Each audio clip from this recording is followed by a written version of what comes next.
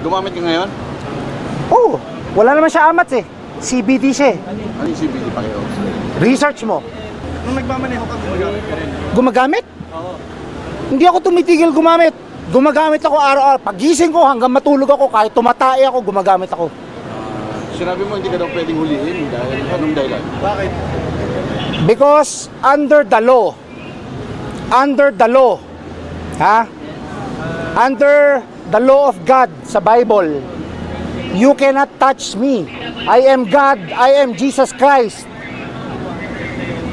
You're the son of God? Yes, no, I am God in flesh. Paano mo nasabi, sir? Ha? Paano mo nasabi na you're a God? You're... I am untouchable. Pero sir, ano masasabi niya? Pinasasa na kayo ngayon. This is illegal. Kasi, You have nothing against me. You cannot touch me. I am Jesus Christ. sir, ano ba? Lahat kayo, lahat ng kaluluwa nyo akin. Anong religion niyo, sir? Wala akong religion. God lang, God. God. Wala akong religion. Kaano-ano niyo si Mama Mary? Nanay ko, I am the law. Bakit hindi godly? Ako nagde-decide, hindi kayo. Amen. I am the law. I am the way. Lahat kayo, dadaan kayo sa akin para makapunta ng langit.